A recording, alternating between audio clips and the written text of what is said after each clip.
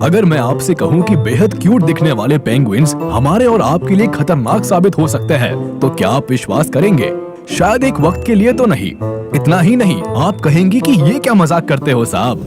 लेकिन जब हमें पता चला कि पेंगुइन्स हमारे एनवायरनमेंट को नुकसान पहुंचा रहे हैं और ग्लोबल वार्मिंग के लिए वो भी जिम्मेदार है, तो हम हैरान रह गए। इसलिए आज हम इस वीडियो में आपको पेंगुइन से जुड़ी हर जरूरी बात बताएंगे, इसलिए इस वीडियो के अंत तक जरूर बने रहे। पेंगुइन्स, जो कि दिखने में बहुत ही क्यूट होती है और मोस्टली ठंडे इलाकों में ही पाई जाती है, एंटार्क्टिका और उसके आसपास के एरियाज इन बर्ड्स को सबसे ज्यादा पसंद है। वैसे penguins South Africa, Chile, Peru और न्यूजीलैंड जैसी जगहों पर भी दिखाई देती है और जहां जहां ये रहती है वहां का टेम्परेचर -40 डिग्री सेल्सियस के आसपास तक होता है। मतलब आप समझ सकते हैं कि ये बर्ड्स जिस तरह के टेम्परेचर में रहती है वहाँ शायद हम और आप 5 मिनट में ही जम जाएंगे।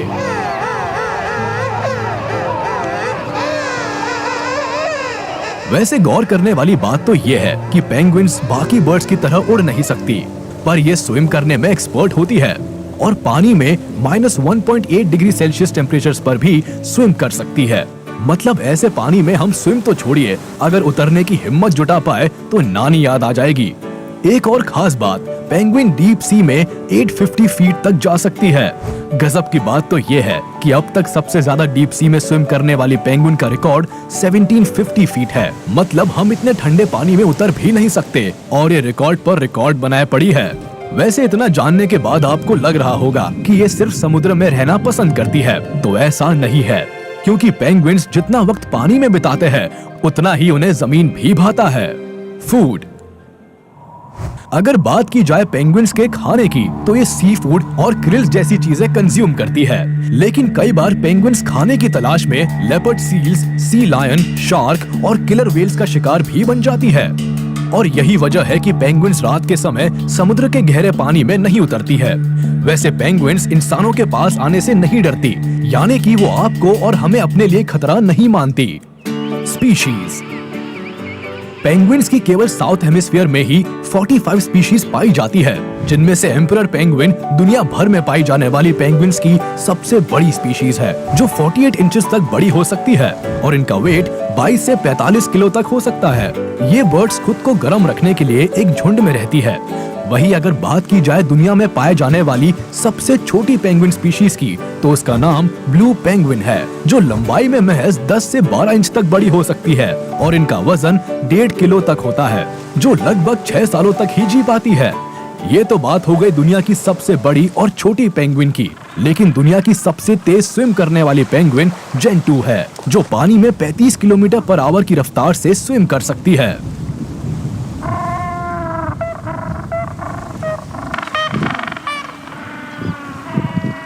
वैसे अभी तक तो हमने अलग अलग तरह की पेंगुइन स्पीशीज की बात की, लेकिन अब बारी है ये बताने की कि पेंगुइन्स एंटार्क्टिका के लिए थ्रेट क्यों है।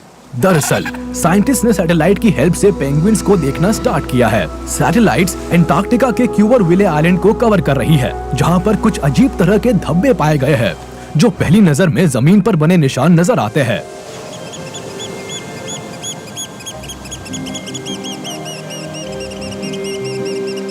लेकिन ये अजीब तरह के धब्बे पेंगुइन पूप यानी कि पेंगुइन का मल है। बताया जाता है कि पेंगुइन का डाइजेशन बेहद अजीब तरह का होता है और ये पूप करते रहते हैं। अगर आप इनके करीब जाकर इनसे दूरी बना लेते हैं तो तब भी ये आपके शरीर तक पूप गिरा सकते हैं, क्योंकि इनका पूप लगभग 8 किलोमीटर पर आवर की स्पीड से लगभग 51 इंच दूर जाकर गिरता है। नेस्टिंग पीरियड के समय ज्यादातर स्पीशीज आइलैंड पर आते हैं। ऐसे में इन धब्बों को देखकर पता लग जाता है कि पेंगुइन्स के नेस्ट कहां पर है। रिसर्चर्स यहां सैटेलाइट की मदद से पेंगुइन्स की डाइट और उनके बच्चों का भी पता लगा लेते हैं। लेकिन एक चीज ऑब्वियस है कि पेंगुइन्स जहां पर होंगी उसी के आसपास अपना वेस्ट भी फैलाएंगी। ऐसे में वो आइलैंड के जिस जिस हिस्से में जाते हैं वहाँ गंदगी फैला देते हैं। हालांकि पेंगुइन्स के वेस्ट मटेरियल या पूप निकालने से कोई प्रॉब्लम नहीं है, लेकिन कान खड़े करने वाली बात तो ये है कि इस वेस्ट से ग्लोबल वार्मिंग का खतरा बढ़ रहा है।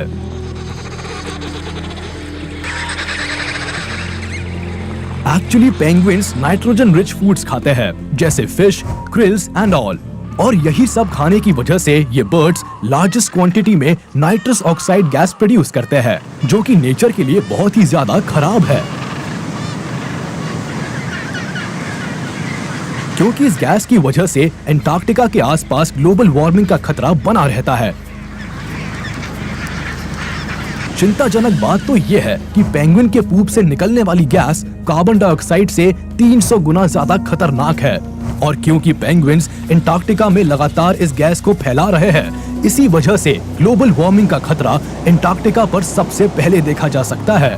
अब एक अंदाजा लगाया गया है कि धरती पर मौजूद जितने भी ग्लेशियर्स हैं, अगर वो पिघल गए तो सी लेवल 213 फीट तक पहुंच जाएगा, यानी हमारी धरती पहले से भी ज्यादा पानी पानी हो जाएगी, और फिर फ्लोरिडा और गल्फ कोस्ट एरियाज पूरी तरह से पानी में डूब जाएंगे, यहाँ तक कि हमारे देश के भी कोस्टल एरियाज डूब जाएंगे। तो अब तक आपको इस बात का पता लग गया होगा कि पेंगुइन इतनी ज्यादा खतरनाक क्यों है। अब जरा पेंगुइन्स की सबसे बड़ी और छोटी प्रजाति के बारे में थोड़ा इन डेप्थ में जान लेते हैं। Emperor penguin largest penguin species है, और ये पेंगुइन 1.07 मीटर्स तक बढ़ सकती है, और अगर बात की जाए इनके वजन की तो ये 23 से 36 किलो तक हो सकता है। ब्रीडिंग के वक्त एम्परर पेंगुइन अपने साथी को ढूंढने के लिए गाना गाते हैं। ये बर्ड्स मीटिंग ज्यादातर ठंडे मौसम में ही करते हैं, जिसके बाद फीमेल पेंगुइन अंडे देती है और मेल पेंगुइन को सौंप जाती है, जो उसे अपनी बॉडी के अंदर छिपा कर रखता है, जिससे कि अंडा गर्म बना रहे। एक मेल पेंगुइन ऐसा लगभग 64 दिनों तक करता है। खास बात यह है कि अगर पेंगुइन का बच्चा इनसे दूर हो जाए या मर जाए तो ये दूसरे अनाथ पेंगुइन्स को अडॉप्ट कर लेते हैं। लगभग 150 दिनों की हैचिंग के बाद एम्परर पेंगुइन के बच्चे एक नए ग्रुप में आ जाते हैं, जिसे क्रेचेस भी कहते हैं, और इसी वक्त ये बच्चे अपने पेरेंट्स का साथ छोड़ देते हैं, और फिर बच्चे सी वाटर में पहली बार गोता लगाते हैं।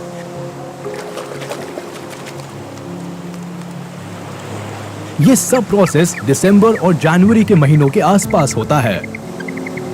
सिर्फ 20 साल जिंदा रहने वाले एम्परर पेंगुइन अपने बच्चों को पैरों के पास वाले हिस्से पर रखते हैं, जिससे कि उनके बच्चे आइस के टच में ना जा पाए।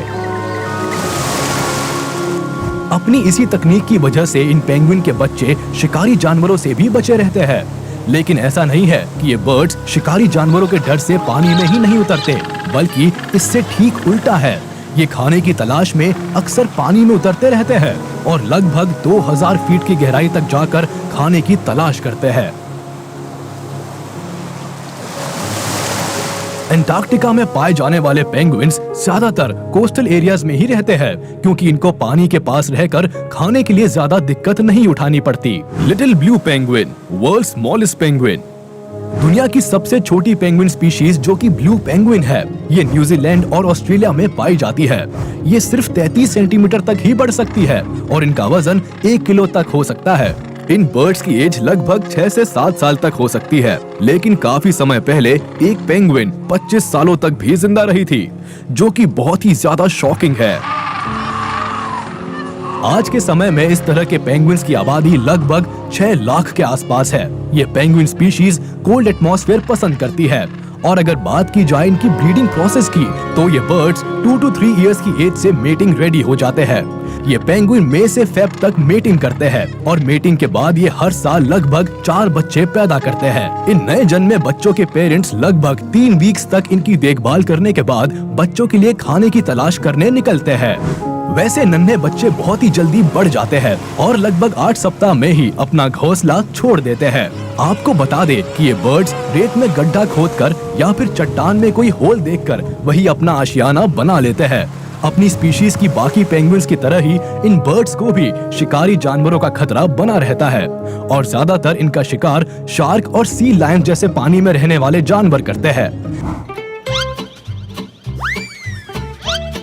लेकिन अब क्योंकि इनका घर जमीन पर या चट्टान पर होता है, ऐसे में जाहिर सी बात है कि इनको जमीन पर रहने वाले जानवरों से भी बचना पड़ता है।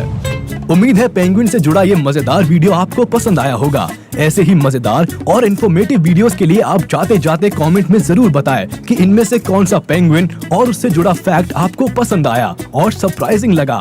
और हाँ, इस वीडियो को लाइक जरूर करें और अगर आपने अब तक हमारे YouTube चैनल को सब्सक्राइब नहीं किया है तो तुरंत कर दे और बेल आइकन को भी प्रेस कर दे ताकि आप तक हमारी वीडियो का नोटिफिकेशन जल्द से जल्द पहुंच जाए।